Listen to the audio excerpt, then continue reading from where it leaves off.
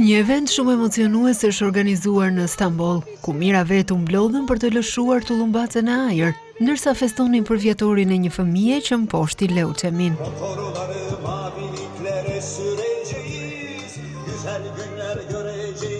Alia Savdemir, i cili tashmë është 3 vjeç, u diagnostikua me kancer në moshën 8 muajshe. Ai e mposhti sëmundjen pasi mori trajtim dhe e kreu një transplant të palcës së kockave përmes një procesi 2 vjeçar.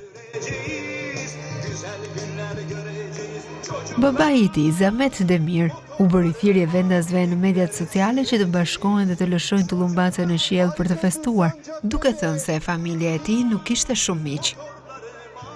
Në përgjigje, bashkia organizoi një event për të festuar së bashku dhe për të treguar mbështetje për familjen.